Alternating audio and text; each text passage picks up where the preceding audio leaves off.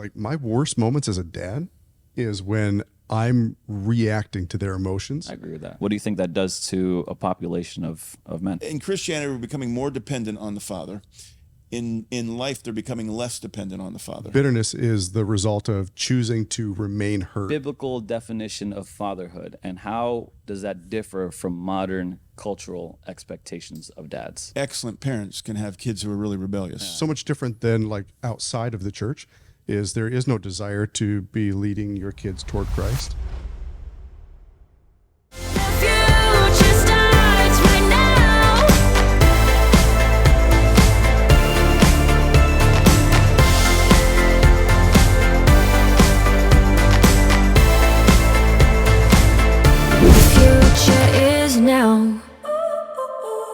All right, welcome back to the Disciples Standard Podcast. My name is Aaron. I'm a pastor. I'm a pastor here at Sunlight Community Church, and today we're talking all about fatherhood. Father's Day just passed, and so we've got a couple of the best fathers that I know in my orbits. We have the wise one, Zach Olson. Welcome back to the. Hey, thanks a lot. It's good to be back. Good deal. And we have the Dean of Deep Thoughts, the Reverend Dr. Jary Reed. Fair bear. Welcome back to the podcast. So we were just talking about sports actually before the pod, and I have a quick question. What do you think is the most difficult sport? I would say wrestling, because we were just Other than cheerleading. Other than cheerleading. Well, ooh. That was on purpose. So Yeah. I was like, whoa. Oh, we're Gotta do it quick. Oh boy, we could get cheerleading. Is cheerleading a sport? I'm not even going there. There we go.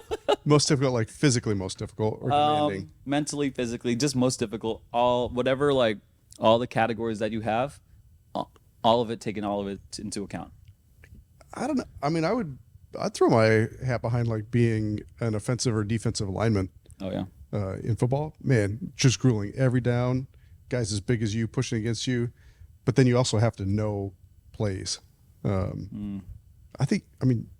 I don't know how long wrestlers last in their sport, but the shelf life of an NFL player is pretty short. Yeah, wrestling doesn't really continue past college unless you're in the Olympic level, and then people transition to jiu-jitsu or MMA. So that's what typically. And those Detroit defensive linemen last even less. Come on. Yeah, It was one play. I'm kidding. I would say Iron Man.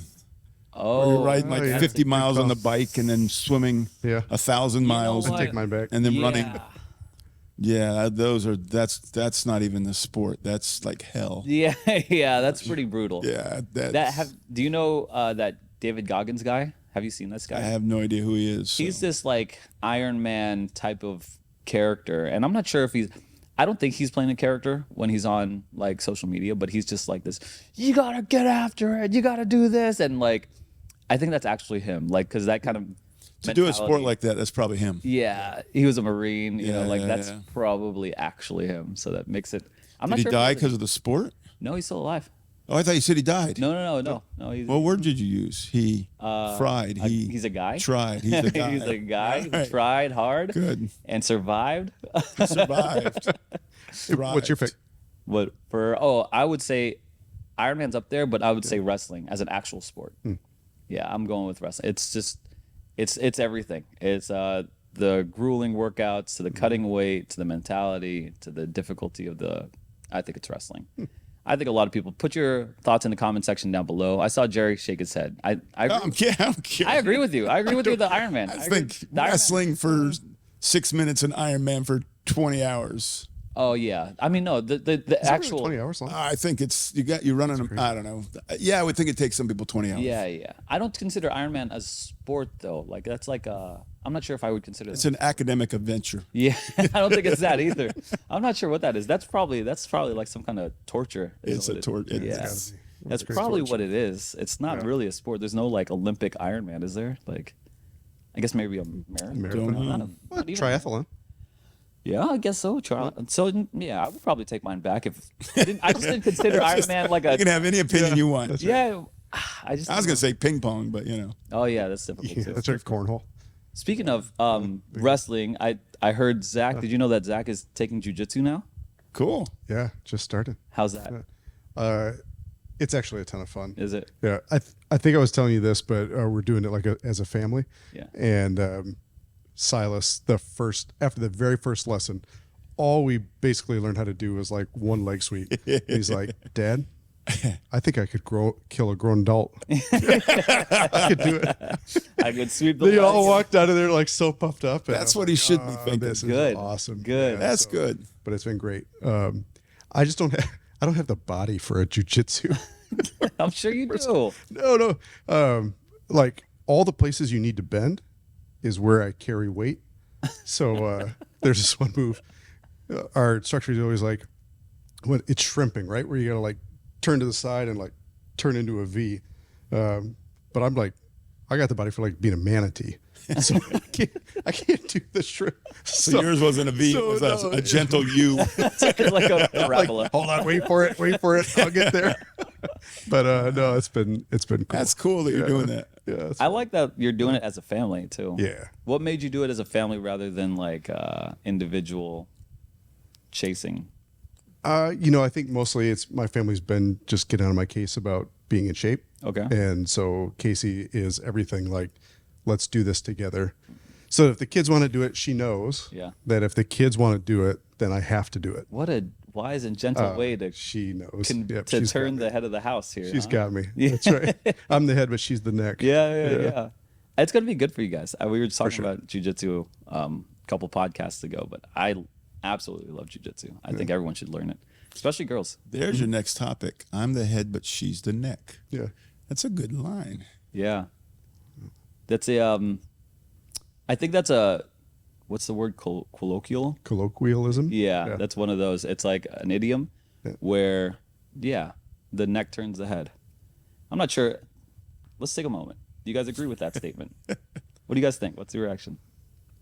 I don't know their relationship enough to be able to say, but I would say No, just clearly Make assumptions. it's often the way it works. Yeah. Yeah, I think so. I think so. Like my daughter and her fiance have a dog. They're getting another dog. He wants a big dog. She wants a little dog. What do you think they're going to They're get? getting a small dog. You got it. And I was telling my sons that, and they both laughed. Said, "Oh, little dog." Yeah. Even he said that. I said, "You lost, haven't you?" He said, "Yep, little dog." Yeah. Yeah. So I don't. I think just to your question, I think it's great. They don't. It doesn't necessarily have to be like one controls and one doesn't. Right? It's not like a negative just at the face value. The head it does a different thing than a neck does, and I need a neck. the neck supports the head. Yeah. The head can work Yeah. without the neck. The neck can't work without the head. Man, look Keep at this. going. Like right back to Genesis already. There's a Bible verse in the Bible. I forget where now, but it says that a good wife is not a neck, but it's a crown. I think this is Proverbs. This sounds proverbsy. Yeah, that sounds so- Proverbsy. Yeah. She ain't heavy. She's my wife. Yeah. I think yeah. What? A crown. The crown would be heavy. Come on, baby. Go with the picture. So many other adjectives. I feel like Yeah. available. A dainty crown, a light crown, I don't know, like a beautiful crown. Yeah, I thought that was an interesting way to put it too. I mean, the Bible, and it's not like it's juxtaposed against a woman being the neck. It's just what it says in its own kind of context. Like where a neck you can't assume negative things about that. Like, oh, the head's not really in control, right? The neck is and controls where the head goes.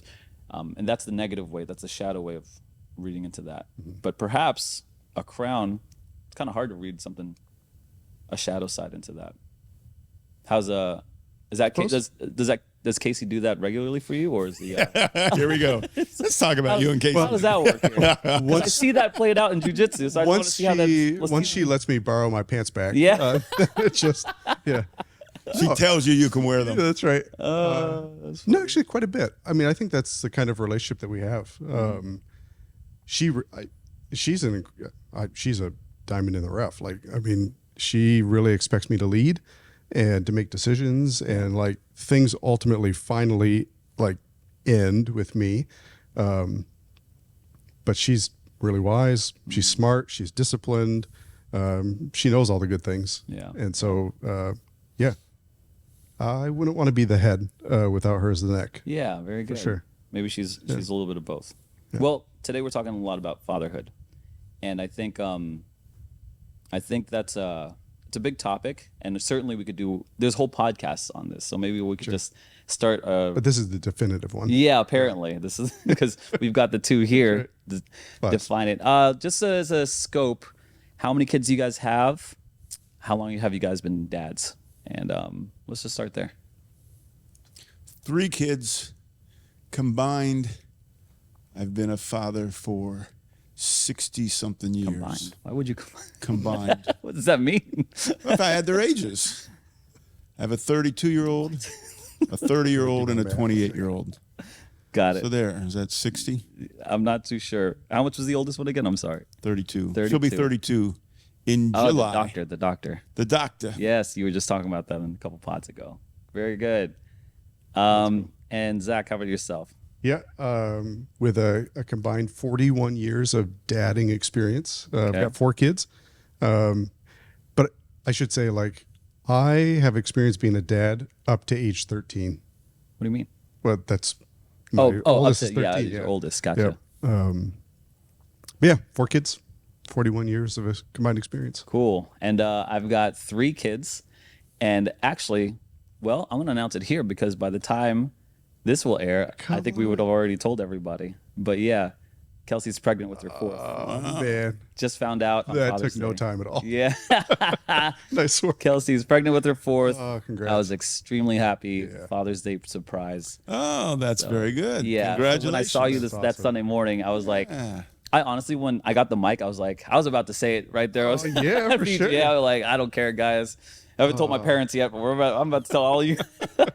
That's awesome. Yeah. So I've got 3 and 1 on the way. And my oldest one is 5. So I would consider myself a new dad. Different experiences, but a new She's dad. actually 15. But Yeah, she certainly thinks that way, for sure. There you go. What is the biblical definition of fatherhood, and how does that differ from modern cultural expectations of dads? I need a minute for this one. Let's start deep here. Let's start deep. What is it that maybe, we don't have to have a capsulated statement, but what are some aspects of being a biblical father in contrast with modern cultural expectations of dads? all right, I can start that one. I Yeah. was thinking about this, but in pieces. Please. Spiritually, the role of the dad is to make it clear to your kids, that they need a savior. Oh, that's good. So I would say outside of Christianity, whether honestly or dishonestly, you're building up your kids as if there's nobody like them, like they can do no wrong, stand up for your rights. But I think for Christians, it's the maturity comes, the freedom comes, the joy comes when you recognize that there is a Savior. Yeah. Not only do you need one, but I guess as Lewis said, where there's a need, there's a solution. There is a Savior. So that would be the goal, which means as a parent, my goal is not to prove to them how much I have it together. My goal is to be honest enough to show them that I don't have it together. And so one of the greatest things I had to learn to say was, I'm sorry. Yeah.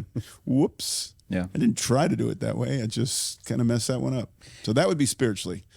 I'd like to build on that point of your Lewis quote. You said, like, if there's a solution, there's probably some kind of need here. Maybe a different way to put it would be that fathers need to answer the needs of their kids, and what's their most deepest need, right? Is Yeah, like that's to good. show them that they need a savior. Yeah. Yeah. Yeah, you could define all of fatherhood with you're addressing needs in different ways. Yeah. Yeah, that's good. Because I think a cultural, just like without Christ, fatherhood is addressing those needs. They need affirmation, they need a house, they need food, they need all these other needs. But there's like that deepest needs that we are familiar with because we have that same need. And so we address it with. So if you address those other needs, but you haven't addressed the Jesus need, you really haven't addressed these needs. So then by biblical standards, you would not be, would you say that, would you go this far? Would you not be a good father? I wouldn't use the word good. I'm not sure there's a good father other than the one we know of. Right. I would think you're ultimately, if there's no Jesus in the picture, it's like doing education. So there are schools in Miami that have made it really clear that education is not moral. It's an amoral process. So if you're going to be a good scholar, you can't come at it morally, which is impossible. Right. It's a silly understanding. We as Christians grasp the morality and say, unless God has revealed himself, there is no education. There's nothing holds together. There is no truth that we can build on. So in life, I would say the same thing. If you provide a house for your kid and money for your kid and education for your kid, and yet they're still out there trying to figure out the source of life, I don't want to say you're a bad father, but you haven't really set your kid up. Incomplete? Perhaps. Yeah. But if you give them Jesus, and then at that point, the ability to give them a house or a car is kind of secondary. Yeah, I feel like on to that point. I'm sorry, Zach. I'll let you in here, but He got an in yeah, I appreciate It was a that. good Zach. there. It was a good In that you're also you're offering the house, the car, whatever, but you're not addressing what I found to be super formative is like their identity as a child under the headship or under the banner of your house or them as a father. Like they should know or grow to know their identity as your child. And that does so much for them, right? Like you've got confidence built in there, you've got stability built in there. If they know their identity, that they have a dad that loves them, you have a higher grade of moralism. I'm just speaking on like a worldly term, because if you get these people with what's the term, daddy issues. You know what I'm saying? Like with that kind of stuff, if that's missing, you've got a whole host of problems. And maybe that our deepest issues, again, back to our point, is answered by our identity in Christ, our heavenly Father, which is God. But you can be a really good father in that sense and provide your kid identity, be there for your kid, and your kid's still just rotten to the core. Yeah. I mean, parents who have been excellent parents can have kids who are really rebellious. Yeah, I get that too. So it's not like it's a one-to-one. If I do this, then look what's going to happen. Maybe like a baseline, a starting line. Maybe a baseline. Yeah. Yeah. Zach. Yeah, I don't know. Again, I don't think, along with Jary, that I'd call them bad dads, but they're just certainly not fulfilling God's purpose for the family together. Like when God made people, he made them in his own image, male and female. And so there's like a role or a way that fathers embody the character of God and the way that mothers embody the character of God. And when when mom and dad are doing that together, then they're stewarding the child. And that means that they're getting identity, they're getting purpose, they're protected, they're being provided for. Again, I can't keep talking because you guys said what I needed to say or wanted to say, but I think that's just is they're not in line with what God entrusted fathers to do. Do you think what do you think the ratio is, or the percentage of people who come through Sunlight? Let's just start there. I could say Christians all over, but that's kind of hard. Just say, your congregation. The people that are around you, Jary. Of the dads that are walking through the doors of Sunlight, what would you say to them as far as, hey, you're not fulfilling the purpose? Not as strongly as that, right? Like, I'm not trying to start a fight, but maybe gently, if they're watching this video, like, what's the percentage? What are we actually talking about here? And how would, as the church, help to promote that, or to help them live into their purpose as, the spiritual head of the family, or the image of God in their life, or the presence of God? However we want to phrase that. So your percentage, are you saying like how many of our dads would be living up to what God has called them to? Yeah, how many, and how would we encourage it? Yeah, that's a good way to sharpen up that question. Yeah. I don't know. I mean, I guess from the ones that I can think of, I'd put us in the high double digits, above 50% for sure. And not that we're all doing it perfectly, because that's not going to happen, but certainly I think we have the desire to. Yeah. And I actually think that's one of the most important parts, desiring and attempting. Yeah, trying. Which is so much different than like outside of the church. There is no desire to be leading your kids toward Christ.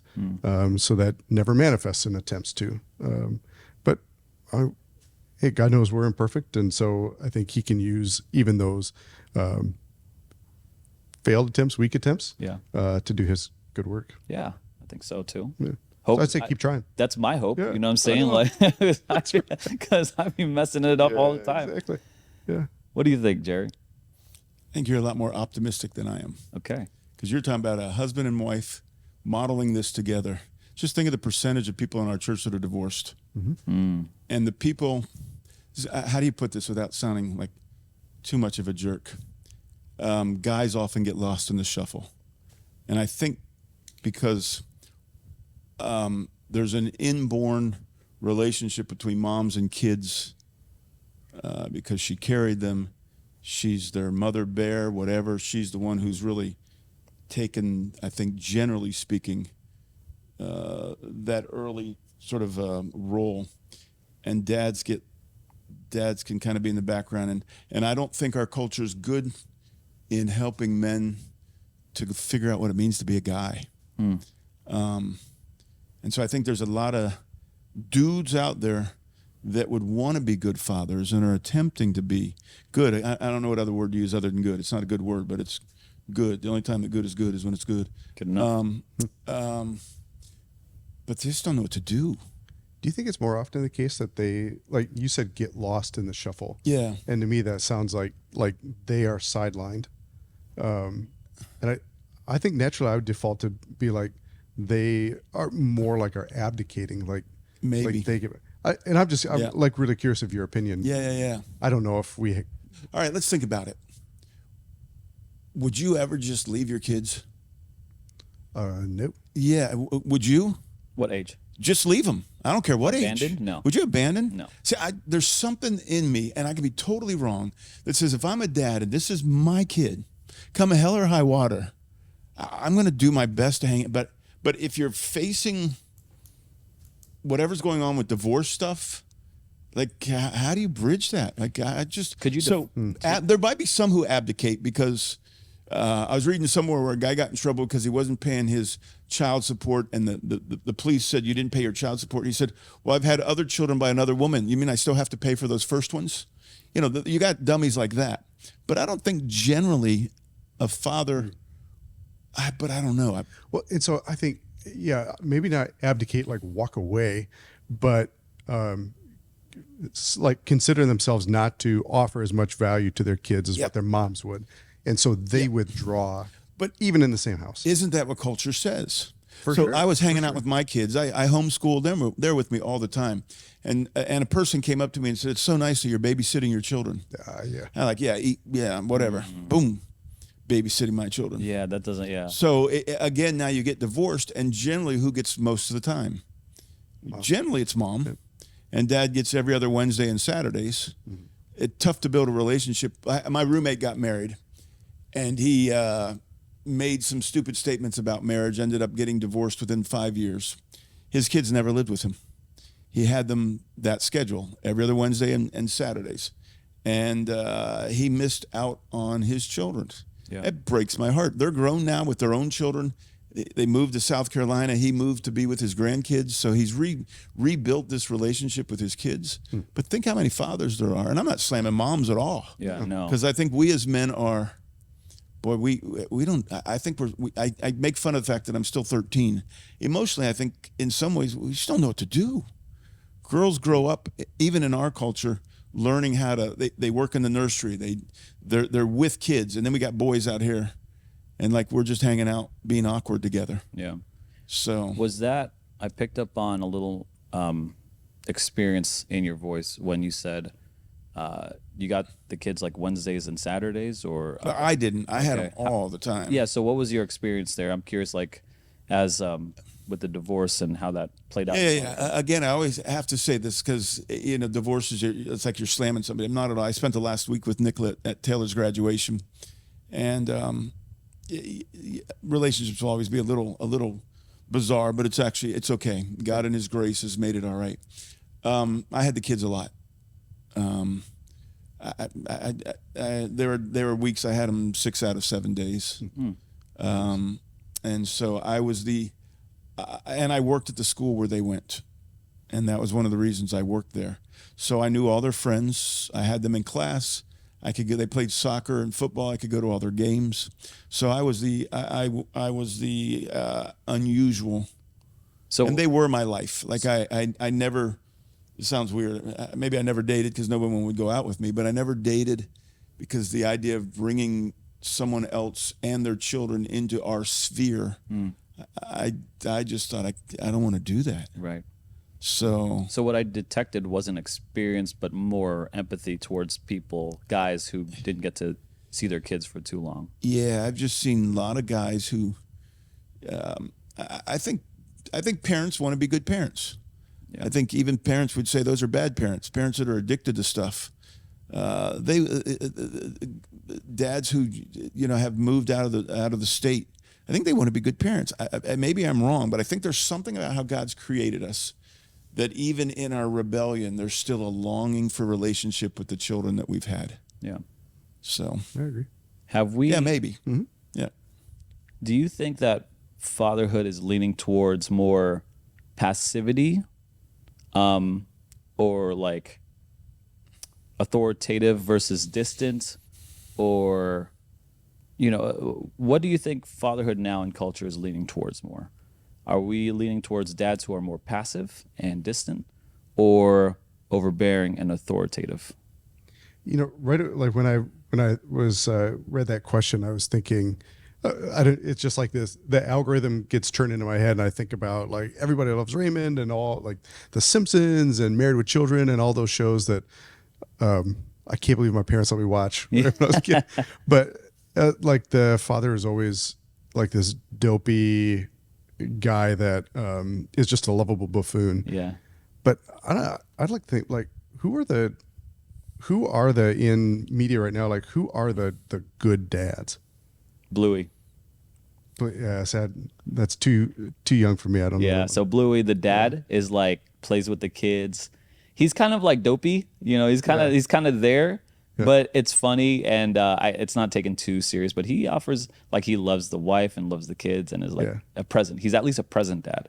Does he work outside of the home? I have no idea. I don't know. So I just wondered because my girls just watched this show. It's called Just Add Magic. It's these girls find a cookbook. They can make spells with magic or whatever. But the dad's that way. He's like really involved. Okay. But he doesn't work. And this is no way like disparaging that. I'm trying to think like Where are the how examples, are they, cultural examples of fatherhood and I'll give you some. LeBron James. okay. He's a good dad. Okay. So I think I would say it's flipping back to where dads are becoming more involved.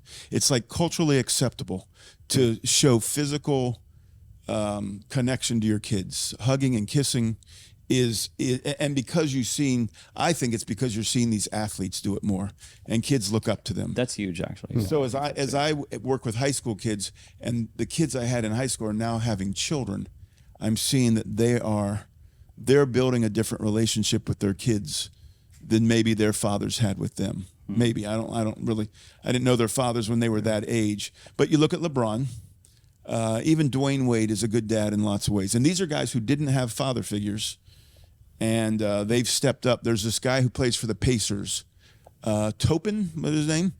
And he's got this little girl, and he brings her to the games. It's cool. Yeah. Can't look at you. Yeah, and there's videos of him, having her play basketball. He says she's getting to the age now where she can enjoy what's around her, and he's celebrating her. So I think culture is changing, and the idea of being dad is being valued more. Were you guys as dads in your life at this level of being engaged? I don't know anything about you guys as dads. Yeah, I don't know. So my parents were divorced when I was in like second grade, something like that, third grade.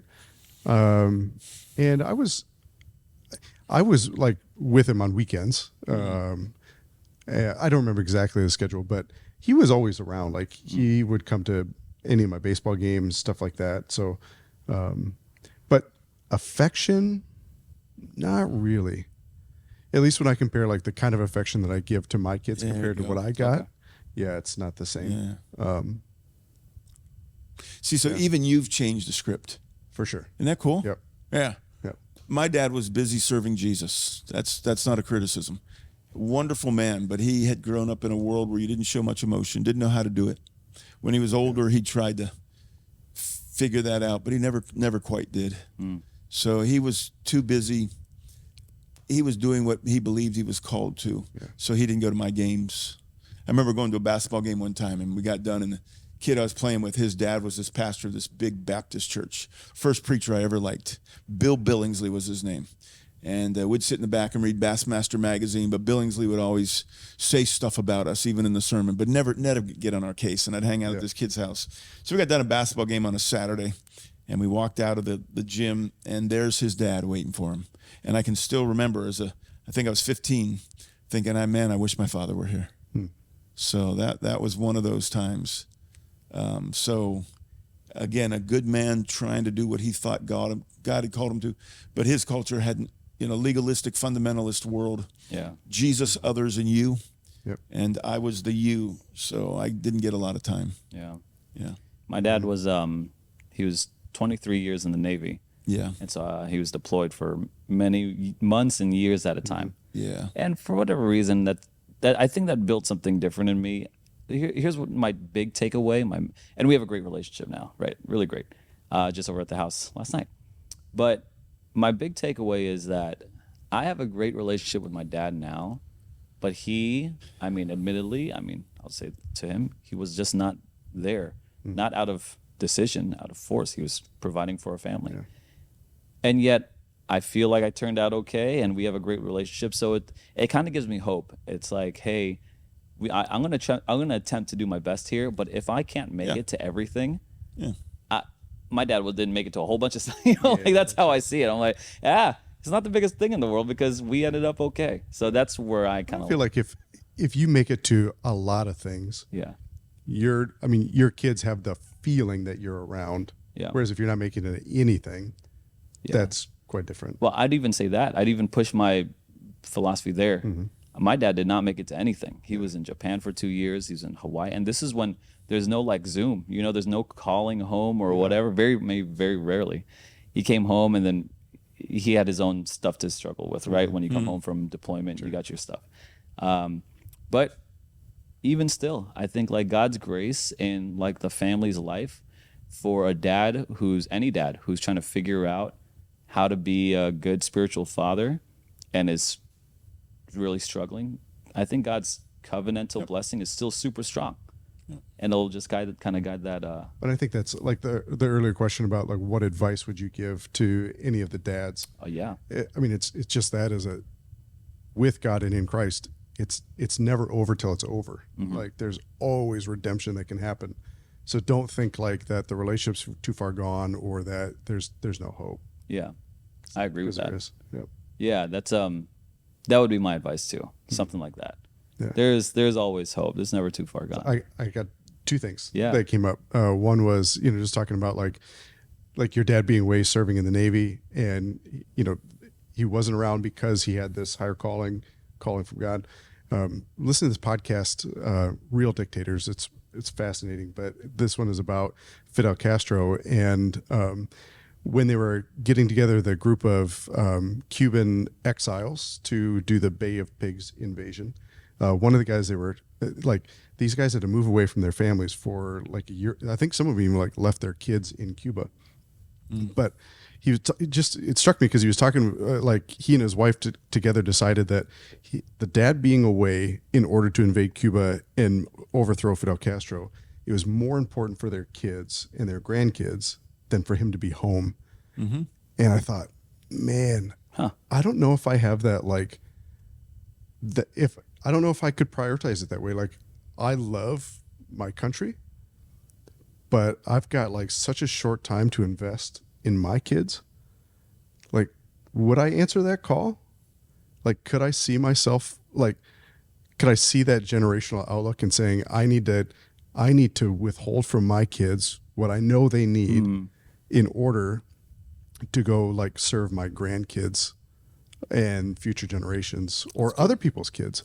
Right now, I don't think I would sign up. Would you sign up, Jary? To think about that one. Yeah, me too. I I think, I mean, right, all respect to your design, I think I might sign up. Yeah. I'm not sure why.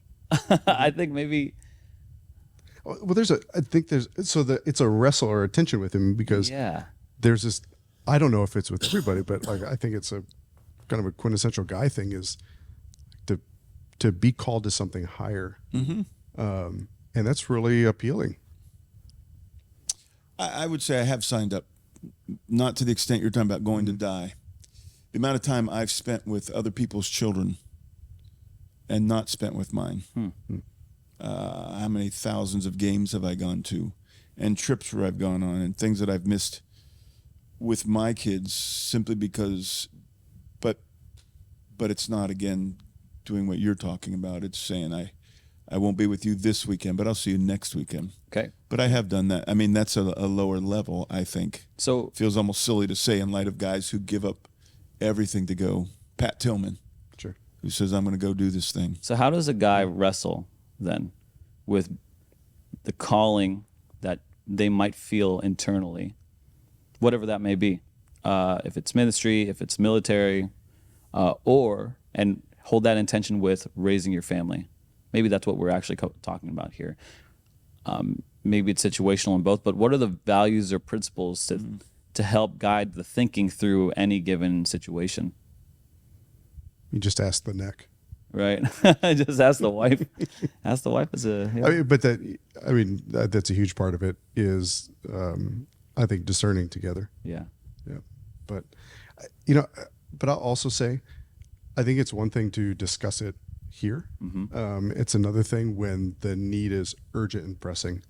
Because I think there's a sense of when you don't have a choice but to defend or to go off to lead your family or leave your family to protect like your homeland or something like that. When you see that there's an enemy threatening, I think the calculus changes and you realize like, yeah, if I don't step up to do my part, there is no future for my kids with or without me. Sure. At least that's what I would imagine. Yeah. And yeah. Yeah. From my dad, it was provision, right? He had to leave to provide. That was the only thing that he knew and was apparently, could get into. Yeah. As you talk, you and I look at fatherhood differently. You look at it through the lens of a married couple. I look at it through the lens of a single father. So whenever I talk about fatherhood, I'm always thinking about those dads who are attempting to hang in there as dads after a divorce. Yeah. And you're thinking of it in terms of that's almost foreign to me to think that way. A partner. Yeah. Yeah. Yeah. So how does your change? what's the change here? Mine, it feels like yours is calculated and worked through and progressive, and mine feels like you're hanging onto the back end of a truck trying not to fall off. And you're just yours is acting. When I think of dads in this situation, I think of dads generally reacting, trying to put all the pieces of a home and a job and maybe other relationships and your kids and your own mental well-being, but it's just you. And I guess this is the different picture of when a father has support of a wife and when a father that's what I'm saying is he's looking at it in a much you can take time, you could be different calculated. way, yeah, which is fine. It is what it is. I don't happen to be in that situation, right? And yet you could still describe a father who does not have that wife for whatever reason, right? And now it changes the demeanor, the character, the state of well-being, I guess, within any given situation. That's really you've got a partner. You work together. Fascinating. The absence is really and it's single so much dads. different. You just there's no one to bounce it off. Two ministries in the church that I think are of great priority. One is kids, all ages. If we're not doing kids, if we're not ministering to kids and ministering well, we're missing it. Second would be, from my perspective, dads, men. That'd be another area. At some point, I'd love to be involved. Just a bunch of dudes who get together. And I've talked to friends about it. You just, what do you call it? BS, Bible study. We're going to go BS. And I wouldn't use a curriculum. Yeah. You just get a bunch of guys together. And why do you think the church is underemphasized fatherhood and men and Because, boy, what do I know? But I think women tend to be more openly relational, so they have their groups. Dudes tend to be more openly non-relational. So we walk in the church, sit in the corner. I leave before the last song is done, pick up a donut and go, and hope no one says something that I really have to address. yeah.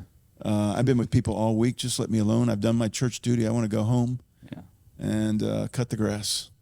So I think you got a bunch of frazzled dudes, and relationally, like, what are we going to talk about? Guys are real good talking about, sports, fishing. But let me tell you what happened with my child this week. We're not going to do that. Here's the greatest fear I have with my daughter. How do you even broach that? Yeah. But if you got a bunch of guys together and we're sitting around and you're smoking cigars maybe and you're just hanging out, then you can begin to trust each other. I'm going to the old guy Bible study on Thursday, which means they're all my age. Okay. Because I hang out with so many people that are a lot younger than me. Mm-hmm. And I thought, all right, this is important for me. So I've done it. And what I find is it's a group of men who know my music, who, when I say stupidness from TV shows and all, they know it. And there's a level of closeness that's already there simply because our worldviews are much more similar.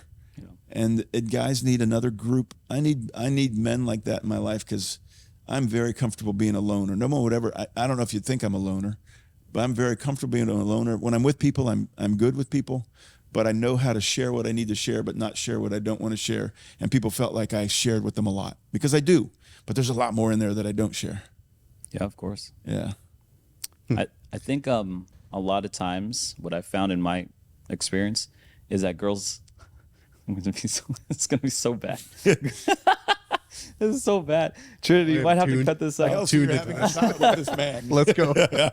Girls like to talk about things, and guys do stuff. Yeah, we do stuff. Stuff. We go to baseball games. Yeah, like maybe you serve somewhere, build something, or grill something, or play some kind of sports or games or whatever. I find that girls you stick them in a room and they talk. They're good to go. That's a great study. If you do that to a group of guys, it's like, this is. I'm not coming back. Yeah. Except you have the one guy there who likes to do that. Yeah, unless there's one guy, yeah. And the rest are trying to ignore He's him. The leader, right? Hope he goes over there somewhere. But if you start talking about, got another Bible I'm study. laughing my head out because I hope I'm not that guy. Yeah.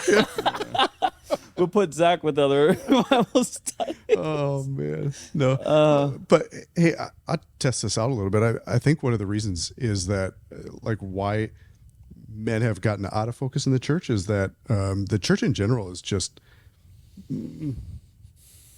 more. If he's gonna get in trouble here. Feminine. Oh, yeah. This is a really more to get in trouble. More feminine. Okay, fine. It's You're right. It's effeminate. Overall, like if you were to take on the balance, and again, like I just from Genesis, we're made in male and female in the image. I think the church emphasizes the female image more. Can we, as being campus pastors, what are the things that are more feminine? You got jerks up there crying. What kind of bozo's that? Jeez, Like, what's his problem? No, let's bring it up. What are the aspects of it? Is it the color palette? Is it you got to stand up and sing, especially for this summer. singing? I hate to stand up and sing. And then you sing some of the songs are great, but it just feels like a lot of it is meant to elicit emotion. Yesterday's Father's Day. Was yesterday Sunday? Man, it feels like a week ago. Father's Day. And I was sitting, of course, in the back row. Wonderful spot to be. And there are these guys there who came with their family. You could tell I'd never seen them before, and they're in my section. So it's Father's Day. These poor guys have been dragged to church. One guy had his baseball cap on, his glasses backwards, and I thought, yeah, he wants to be here. And another guy was here, and he never looked at his wife or kids. He was just in his own little world. And I thought they'd been dragged. It felt like they'd been dragged to church, and I thought they feel like they're outsiders. Yeah. Like this is not whatever we're doing. We're because I don't think big groups are going to attract them unless it's a Leonard Skinner concert, or a game. That's where games are incredible because guys can show emotion. Mm-hmm. Ton of emotion. Yeah. Weeping and cheering and anger. Baseball games. Yeah. Marlins win. Marlins win. Yeah. Bottom of the ninth. So the church is not really. You've got all the lights moving, and it's dark, and I'm like, So What do from we- objectively, I don't see that as effeminate. I don't see that as like it's hard to if I were to sit down and think about it, maybe I could come up with something, but off the top of my head now that it's come up, I can't really think of maybe the first thing that pops up is colors. That's it just seems softer, muted. So that's what I think. Well, I think I don't know if that's I don't. right or So not. here's what I'll go. And so listen, I say this like fully knowing that, like when I'm thinking about preaching something, this is the easy default. Like it's easy to preach this way, is to talk about love and how much you are loved. I'm not saying like that's like only what girls do, but guys don't talk about it. We just do it. Yeah. Right? Like Or I would don't show do it. Jary that I love him by helping him do something, not by telling him like how and then he hits special me he on the is to butt. me. I'm like, Yeah. Zach, that's just not necessary. Well, but it really just shows what I feel inside. Yeah. And so like talking about I don't know just correct me wherever you think I'm going crazy, but like again, like themes like comfort, themes like Oh, so what you're else saying we the got? topics? the in this- topics we talk about.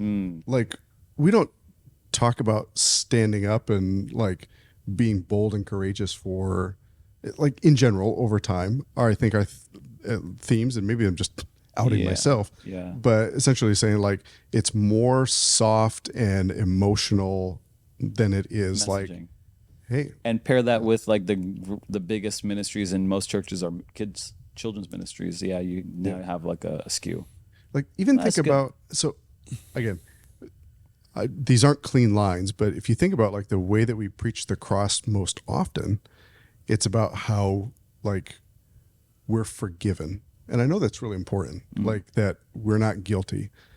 But what about the parts of it where like Christ marched into the grave and destroyed it, like defeated it? There's like the active side. Maybe that's what I'm trying to get to. So preach the gospel to a guy. Do it. Preach the gospel. You again. know right Yeah. now, like you're Yeah. you're up front. You got a bunch of dudes. Now preach. What would you say? Yeah, I would say something to the effect of like, because Christ has conquered evil. All right, here we go. You really are an agent of change in the world. All right. To where when you see injustice and evil, you stand up against it. That's what Christ does. I agree with There you all go. that. This is good. Keep Right? going. And Preach so it, brother.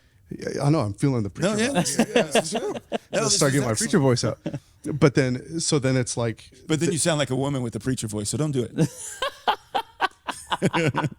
I have hours of YouTube video that proves otherwise. All right, no, this is actually excellent. No, but right. And so then, like, you talk about, like, man, you think about Revelation and how like, he's got the sword coming out of his Yeah. mouth and he's got stuff tattooed on his leg, like the word of God, right? Yeah. So Like, he stood up comes to evil. back. He stands He up to marched evil. into hell. Yeah. He faced Satan. That's right. He didn't back down from And confrontation. he busted out of that grave. Yeah. Yeah, and a lot he of- died willingly. Yeah.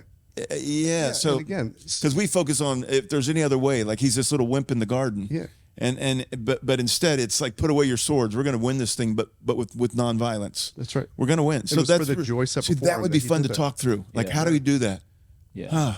That's good. That's And that. even You're you all would right, even Zach. say non-violence towards humans, but very violent towards Satan and evil and sin. Yeah. Very crucially, death blow. And then you put that in a dichotomy or a juxtaposed with modern men today, who I would say, especially for the like youth and stuff, like these guys are playing video games, right? They're not taking responsibility, and this is just overarching like narratives, but it's the truth. You could still be applied. You know, as a guy, we don't need to play it passive. We play it like Jesus. What did Jesus do? Exactly what you said. Agent of change in the world. Marched into the darkest places of the world and became that, I don't know, that catalyst for Defender, protector, Yeah. savior. Yeah, it's good. Conqueror. all these things. provider. Yeah. See, that's why you like sports, because you can trash talk. I love Jesus that. the trash talker. I love trash. Yeah, but that's a good thing. You got to be able to trash talk, and Jesus is a trash talker. Yeah, and he Yeah, that's backed good. it up. Well, too. that's right. It's not trash talk because it's true. Yeah. Conor Yeah, McGregor, that's good. I back it up. there's season 2 of Andor came out. It's a Star Wars whatever, and my son and I were watching it. Rance came to visit this week, and so we're watching it.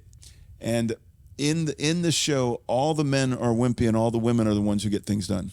Really? So there's espionage, and there's the women are the ones who are doing the part of the rebellion, and the guys are in the background. And there's one guy who's part of the rebellion. He's really cool, but in order to not get caught, he has to act more effeminate, so he doesn't get caught. And it's fascinating. So their conversations are different. So they've sort of reversed roles completely, and the women speak more directly, and the men speak less directly.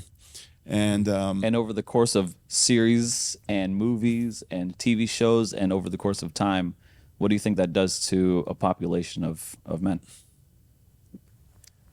Well, it's tough to be a boy. Like you get in trouble. Yeah. Why are you getting in trouble? You should. I mean, I think girls ought to get in trouble too. I think there's something really healthy about that. Yeah. But in particular, we want, like the way we do school. You need to sit there and be quiet. Why? You need to get up and move around. I think all children have a voice, and they need to be able to use their voice. And you say, well, there's a kid in 6th grade, a female, and she is the most opinionated, wonderful little thing in the world. And she is always saying stuff where classically she carries herself more like a guy in what she says. But she's this wonderful young lady with strong opinions. And I just want to say, I tell her mom all the time, I said, I love your daughter, because whatever she's thinking, she's saying. Yeah. We want our kids to do that, boys and girls. Yeah. But I think there's pressure, like you have some teachers who don't really like boys, and the boys get extra special bad attention. Yeah. If they talk or they misbehave or they fidget. So what I find at PJ is, if I'm sitting in the hallways, I taught Mondays, and I'd have like an hour between different classes. It's always the same boys who are going to the bathroom. And I said, you're going again? You have to go to the bathroom again? I just need to get out of class. Just need to get out of class. And I said, I don't blame you. I'd be getting out of class too. Yeah. I think what rings true for me is what I learned from Scott a while ago, and I've said it before, bears weight to say again. Like, men need another guy. Boys need another man to show them how to become a man. Like, without that example, and just like a daily example, but even example in crisis, or example on how to think through problems, or what virtues to elevate at different situations, you have no idea. So if you're surrounded with a whole bunch of examples of weak and emasculated fatherhood men, like you kind of make it's you're kind of growing into what you're seeing. Is what I don't know. Like, I think Sunlight's good at that though. Consider VBS. You got Scott up there singing off key, but he's doing it brazenly. Yeah. And then he's got the water bottle, and he talks to the whole group, but he knows kids individually, and he's not gentle with them. As in, he's not mean to them, but he'll squirt a kid. The kid will say, "Don't." He said, "Oh, okay." That's cool. You're up there with your wide-eyed John the Baptist stuff. Oh yeah. And you're eating the food from that you dropped with your toes. Yeah, that's talent. And every time you do it, the kids are like cringing. You're yeah, but it's a great example, because you're doing it. There's something about you that I used to tell the high school boys, there ought to be something about you. The girls look at you and say, "Man, that's gross." And what you did was gross by those standards, but you're telling boys that's okay. Yeah. There is no 5-second rule. Pick it up and eat it. There's no 5 cents. Just don't let your mom see. She'll yell at you. Yeah. Yeah, and then you've got Jesus there. You got Calloway there, and he's Jesus, but he was a feisty Jesus. Yeah. And then he's got his tattoos and his hair, and that's one sort of form of sort of outside the box. Yeah. And so I think you've got a lot of people. Saran, even with his music, the way he carries himself. You got Charles, our drummer, who carries. I mean, it goes on and on with a lot of people around here that I think are good examples to our kids and to other fathers, to other men girls too, of strong men who are sensitive, and yet, if there's a fight, you want them on your team. Like if there's a fight, I'm getting Jeff Huntley. Yo, Huntley, you go in front of me, and I'll come behind you. Yeah. Jeff would take. Jeff would be great in a fight. But I'm going to get Brett too. I'm going to get Brett, because Brett will try to talk to them. Come on, man. What do you think you're doing? But he'd do it. He would do it. And so if there's a group of guys like that, then I think it bodes well for the church. Yeah, I think so. What are those like those characteristics or traits that we would say are like masculine and healthy and good that we would want to promote? Like, because I think this is, I do think this is a big part of the issue is like, when you're over masculine or whatever, and just like maybe not over masculine, but like aggressive Yeah. all the time, that's an issue. That's insecurity, though. That's true. I cannot get that hand wave out of my mind as you said it. It's better this way than this way. I think if I wasn't recorded, what do I say? If I do it with both, you like that better? Especially with your bracelets dangling. And the bracelets. Yeah, men who wear bracelets, like, what's wrong with these guys? These are the ones you don't want around your kids. I feel like we started off in such a really good spot. No, we're in a better spot now. But so being overly aggressive and like abusive and stuff like that, I mean, obviously that's not what we're trying to promote, but there's some level of like aggression. Yep. And yeah, I don't know. But it's I don't know protective other words. aggression. Protective, yeah. It's not. It's often the guys who are what was overly assertive. That's to protect themselves. Yeah. That's again insecurity, I think. But you want a protection, noble. I think noble for anybody in that congregation, noble would give his life. Yeah. There's a security, a quiet protection. I think the same with Mark.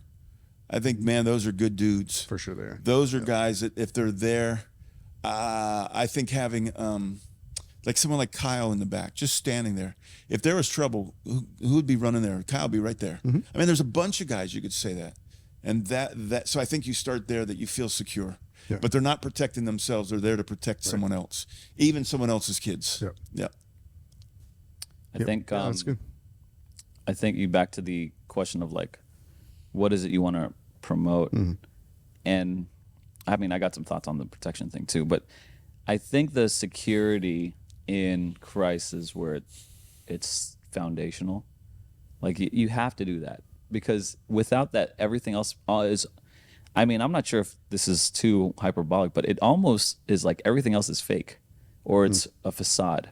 Like whatever bravado or aggression, if it's not rooted in Christ, it could be kind of like self-preserving rather than protective. Sure. You're like, you know what I'm saying? Redemptive. Yeah, it's redemptive. Yeah, it redeems these qualities that could go into shadow or it could be virtuous. So for one of my favorite quotes was Peterson, and Brett, who watches this, hates it when I quote it. I don't know why, but he said that a man needs to be capable of great danger in order to be morally good, because if they're weak and docile, or they can't be good by restraining what they're capable of. They must be capable of danger, not to exact on it, but be capable of it. Because what's the restraining of that now is virtuous, that now is good. It's an evil world, and there's times you have to step up. Of course. And I think as guys, like I'm thinking about teaching at Westminster, there were times where we'd have to stand. We were in Chicago one time, and some guy came by and started threatening our kids. Man, you should have seen the guy's response, our leader's response. It was, except for one, he had no idea what was happening, and it was over before he knew. And he's like, "Wait, what happened?" But the rest of them, you could feel, even where they walked, as we were walking down the sidewalk, most of the guys would be closer to the road than the kids. Kids had no idea.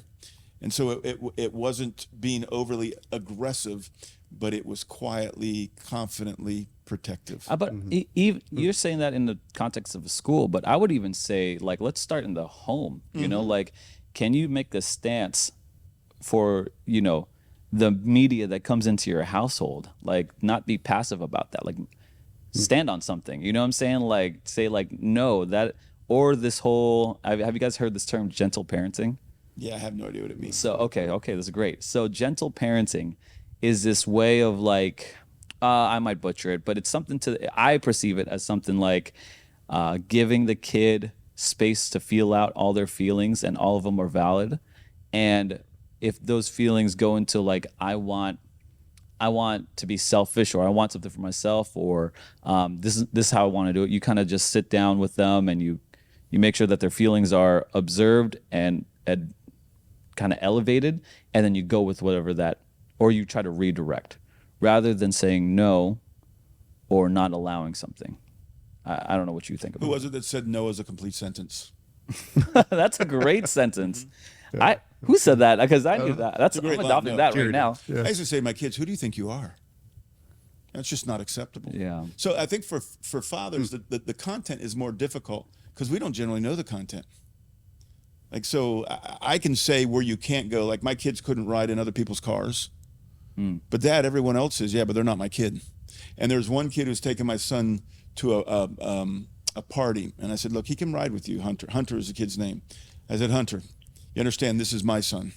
If you want to get in a wreck by yourself, I love you, but you can do whatever you want. But you can't take my son and get in. And so if you drink at all, you understand, I'm not here to judge you. You call me, and I'll come and bring you guys home. This was before Ubers. And Hunter's still alive. He's a father. He's doing all right. Good for him. He sort of put it together. And you put it down. You laid down the law. Yeah, and then there's another guy that wanted to take my other son somewhere, and I said, no way. Even when my daughter was going out on dates, I wouldn't let her ride with a kid. And she'd say, but Dad, he's got his license. Yeah, I see. Yeah, but he's a boy. Yeah. I know how he Got drives. his license. I know how boys drive. So, no. Oh, apparently he's an expert now. Horrible dad that I was, I'd take her places and then, go into a movie and there's Dad out at Starbucks waiting for them. So as soon as the movie's over, guess who they see? That makes sense to me. When she was younger, I used to go in the movie with them. You're better than me, because I would have been right there I would beside have him. sit in another spot and kids would say, I can't believe you did that. I said, that's my daughter. Yeah. Yeah. I and then, agree you know, 100% with this, Jerry. We've never been more on the same page about this. This is So it. I think no is great. I was thinking about it. The other part, spiritually, let them know that they need Christ. When it comes to other things, you want to help them to be critically self-reliant and independent. They need to think through things. Why do you do this? You're moving them like in Christianity, we're becoming more dependent on the Father. In life, they're becoming less dependent on the Father. And so you're there to keep pushing them on the bike and getting rid of the training wheels. My kids went off to college, all three, Boston, LA, and then a little town in Virginia. I hated it. I'd much rather have my kids around. But there's something about the need to explore where they were that was a necessary part of the process. Well, it seems like you did exactly what you just said. Yes, You I did. trained up individuals who are independent, Yep. think for themselves, think Yep. critically. Sometimes I wish they weren't so independent, but I'm that way. But because they are now, they Yep. could handle something like that. They got it. They had to get into a situation that was not a Christian situation and say, how are we going to fly? Because you can always come home. It eats you alive. Well, I've been eaten alive several times. You can come home. Yeah. So it's fun, huh? It's fun to be a dad. It is. And it's fun to have a group of guys. Like, we used to do this thing at Westminster. We'd sit around and we had one of my best friends was Marge Pettit, a female teacher, my BFF. And so we'd go to her room and my buddy Lenny would come in and would say, all right, Marge, we're going to explain this to you. If we're going to go to war, Lenny and I are going to war. Let us tell you which men that work at this school would take with us to war. And she'd say, how would you know? I said, you can just tell. This guy, I wouldn't take him because he'd run away. This guy, not you. Oh, No, pointed right at me. Sorry. Well, because I did that. like I did that. this. This guy. No. Zach, I would never do that. Oh, I thought he was just No. burning his soul up. That's not. You don't out a dude like that. Even if no. But we would go through the list and say, this guy I'd take, this guy I wouldn't take, this guy, and so if you have a group, again, I think that's where Sunlight's good. There's a group of men here, and they're not. I don't see any petty jealousy. Like, there's not a pecking order. Like, you're this, you're this, you're this. I'm only this. Like, who cares? Yeah. And there's a appreciation. There's a humor. There's support. You watch someone like Ethan, who, like, when Jake's out of town, he checks on Olivia. He's a good friend. You're good friends. I think that's so. You got that. Then the guys can say we can do this, because you can't do it alone. Yeah. That's right. I don't know if I'm This guy. Look, that's right. I'm going to talk about my feelings for a second. Please do. No, I don't know about I don't know enough about gentle parenting to say I agree with it. But from what you described, I do like the part of, like, letting your kids feel what they need to feel and identify that. Sure. But how we do it at our house, like, and I do it the same with Sai as I do with any of the girls, is like when they're expressing emotions that are unpleasant for everybody else, like screaming, whatever. I say, feel what you need to feel, but you can't express it this way. Like, so go to your room or something like that.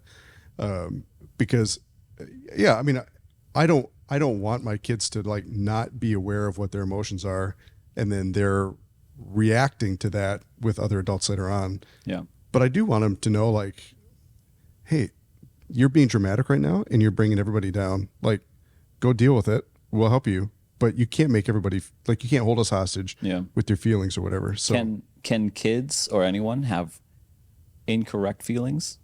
I'm going to even say sinful feelings. no. I agree with you. No. responses. Keep going, doctor. Because feelings are just how we experience life. Got it. Like, and so whatever we're feeling, they are some kind of a window into what's happening inside of us. And so you cannot control that. And but you can control what comes after it. You control how the narrative that you tell yourself, you control how you respond to all of that.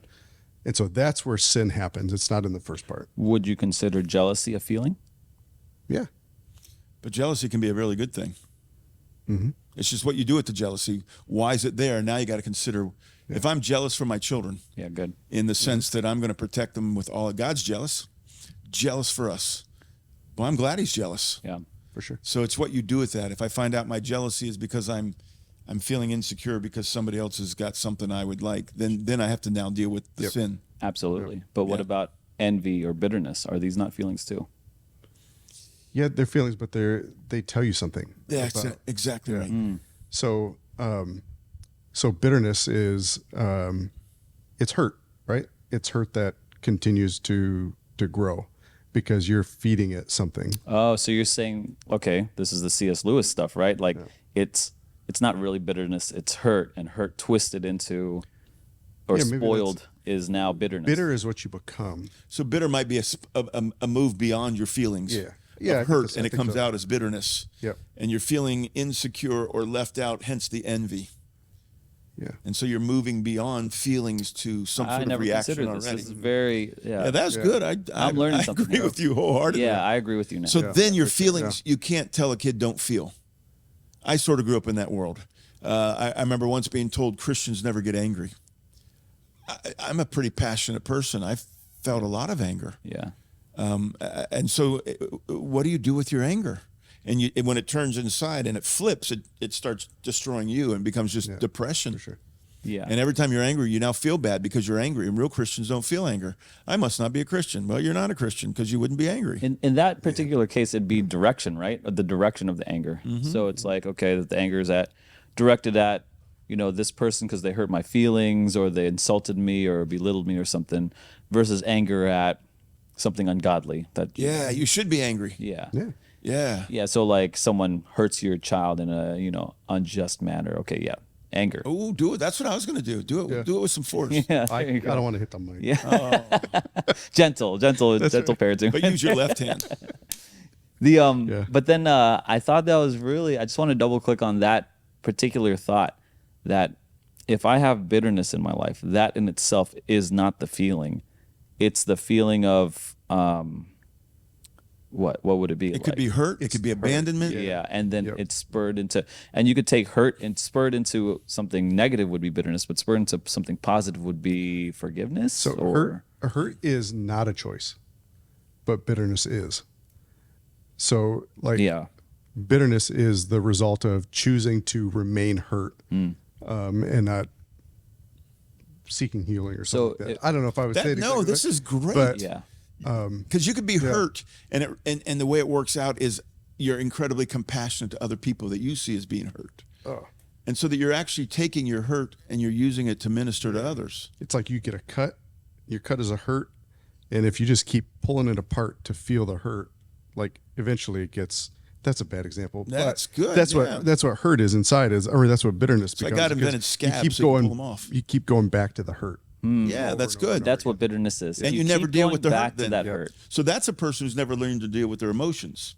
And if they're bitter, we address their bitterness and say, don't be bitter, but we don't address the hurt. Yeah. So there's a deeper issue that you're saying you want your You kids. think about that message, like, don't be bitter. Yeah. What you're saying is your hurt doesn't matter enough to sorry, I be don't mean healed. to- Yeah. No, sorry. Yeah. And that's I'm man enough I can take it. and that becomes You can't a handle little this. detrimental because you're sending a different message than you intended, right? Yeah. You can address that hurt, but just it's not the bitterness that we're trying to, Or it might be Console. intended. or it might be intended. Yeah. So you got a kid acting out in class because some sort of emotional stuff. Well, you really don't have the time or the inclination to deal with it. You tell them, just stop. Mm-hmm.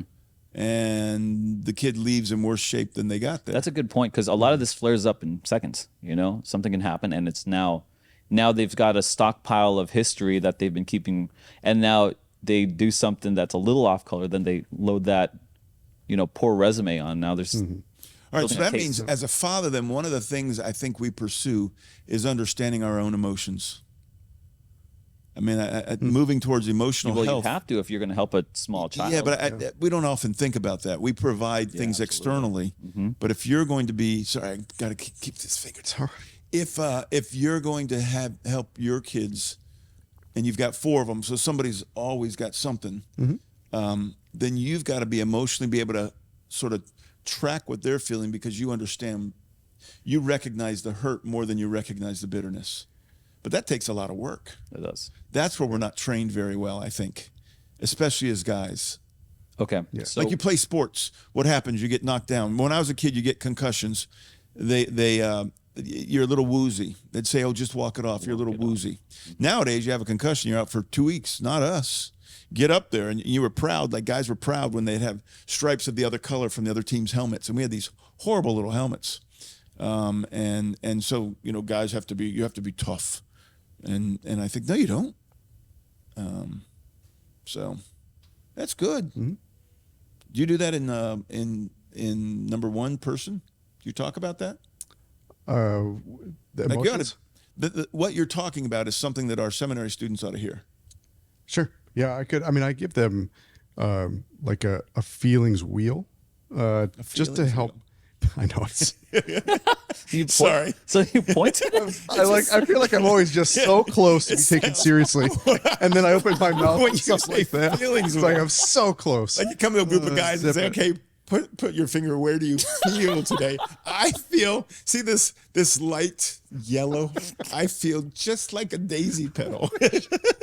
It is a colored map. Of course it is. How else are you going to do it? It's know. got to be colored. Yeah. It's got to be colored. Anyway, you were saying Feeling behind blue all today. that. So sir. once we get to the emotional machine identification chart, There you go. then what I do is, but I don't really go into it much. I think that's a great idea because, so this is what I was thinking when you're talking about with the kids and being emotionally aware yourself is when you're aware of even how their emotions are impacting you, you're able to be outside of it Yeah. a bit. Yeah. And I would say like my worst moments as a dad is when I'm reacting to their emotions. I agree with that. And it's just, how stupid is that? Because they're kids. Yep. Like, they don't know. I was reading this book this weekend, and it talked about an exercise you could do when you're always feeling like you're reacting.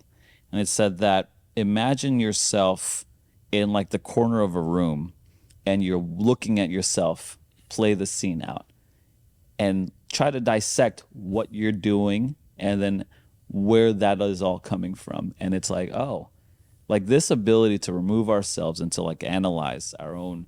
That is a little bit of stoicism. That's a little bit of self-reflection, self-awareness, whatever we want to. A lot of hard work. That's hard work, because in the heat of the moment, who wants to do that? You know what I'm saying? Like, who's doing that? Who's like, I picture like myself from the viewpoint of a security camera and just looking at myself like, what am I doing? Even now, like just like reading or whatever, you're just kind of like, okay, what is going on here, and how can I better analyze this situation and kind of march through it? That's just emotional awareness. See, and I have a line I use. My roommate in college used to use the line, "He ain't the boss of you."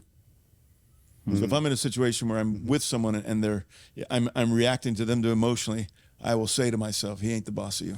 Yeah.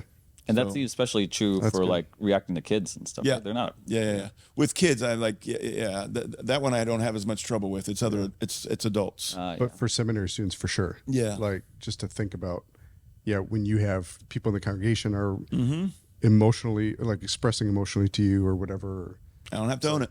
No, it's Ain't not the boss of me. And then you're separated now, right? Like you still feel whatever you need to feel inside, but it's not back to what just you're doing aware with of it. silence. You're not reacting or holding other It people doesn't hostage. own you anymore. Yeah, exactly. I like that.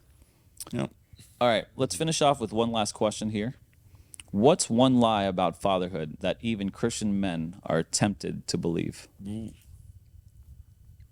So I've been thinking about this for a couple of days now, and I still don't have like the perfect answer, but I think the truth that every man should believe when he's a father is that the attention that you give to your kids is more valuable than the amount of time you can spend with them or the amount of stuff that you can provide for them. The attention that you give your kids is more important than the stuff or time that you give them. Yeah. Because look, like, I don't know how to say it. I think most dads have to work. Some dads are in the military. Some dads, their work means that they're gone for 4 days at a time, a week at a time. Some men travel, all of that. So you don't get to spend as many hours with your kid as you want to. Some are in divorce, and so there's like just a limited amount of time that you can have depending on your arrangement. But it's not about the time; it's about how you spend that time with them. Like if your kids can know that when they've got dad, like he's there for them. It's not about him and what he wants to get done, but it's about them.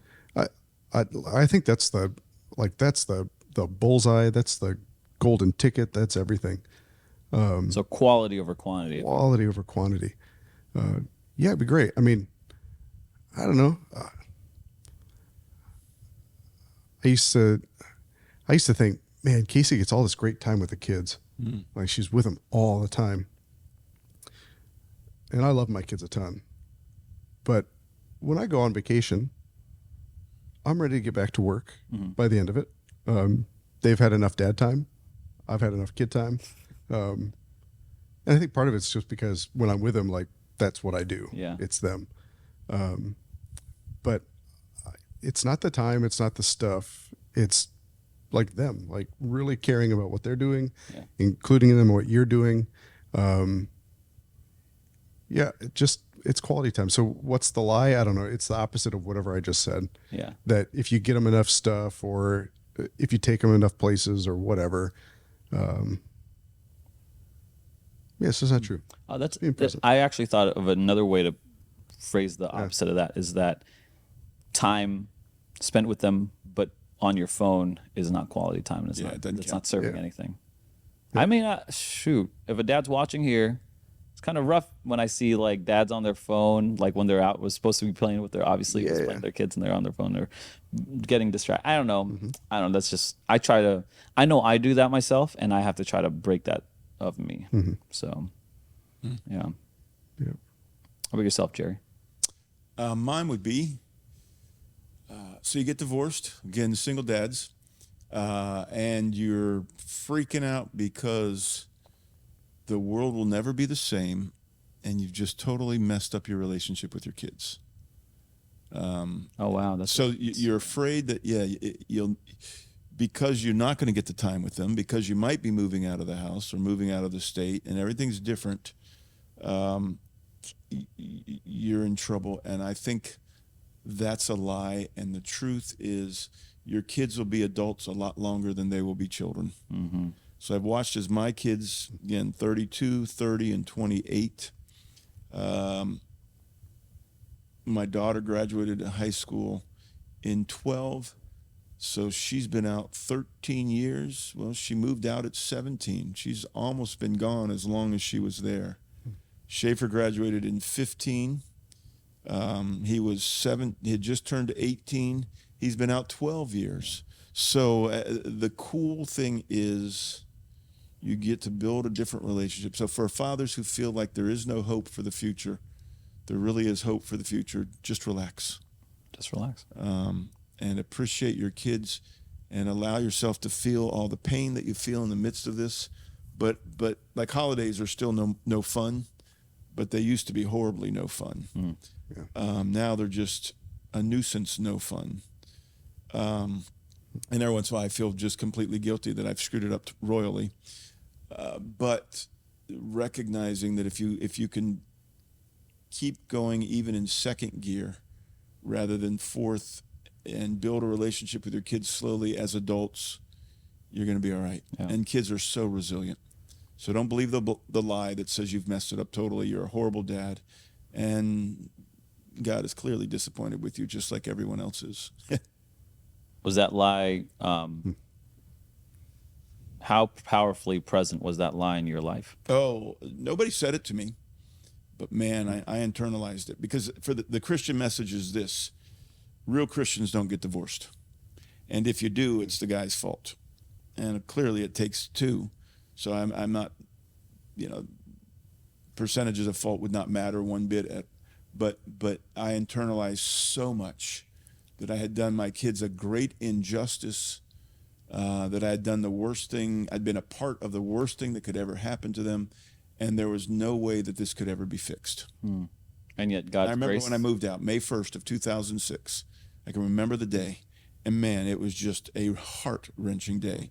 And I moved into a house, and I went, and there was a room in there, and I may have had one bed, and I went and lay down on the bed, and it was over. I mean, I'm done. There's no redemption here. Horrible. Yeah, But I look now at my relationship with my kids. Yeah. And God's gracious. God's gracious. Yeah. God is yet still grown them in faith. Yeah. So don't give up, gentlemen. Yeah. How about you? Oh, I'm not sure if I have anything as profound as either one of yours. I would say, let me go more practical. I think and it'll be more specific too, for new fathers, first-time fathers, one kid. Fourth-time father. No, yeah, from me, right? From me to a first-time father. I think first-time fathers really freak out about providing. They have, how like women get into like nesting mode. I think first-time fathers really get freaked out. Every one of us thinks that. I think this is a good thing that we are not ready for the child. And again, I just want to relax on, just lean into God's providing hand over. I love when like baby baptisms happen, because it's like God is blessing generation. I really believe that stuff is real to me, and that God blesses the family of a young father who is trying to chase after the Lord and trying to raise their kid as best as possible. So, and he blesses the family of a father who doesn't know how to do that yet. Yeah, and doesn't even know. Yeah, Nay, no clue. So, yeah. Anyway. Yeah, it's good. Gents, thanks so much for joining me on the podcast today. I'm sure we'll talk more about fatherhood sometime in the future. Thanks so much for watching this episode of the Disciple Standard Podcast. For any other content, you can join our Patreon or check out the other episodes on YouTube, Spotify, Apple, all of that. The Dean of Deep Thoughts, Reverend Dr. Jary Reed, Jer Bear, a.k.a. You got the longest one. And, of course, the wise one, Zach. Thanks for joining, and we'll see you guys in the next episode. The future is now.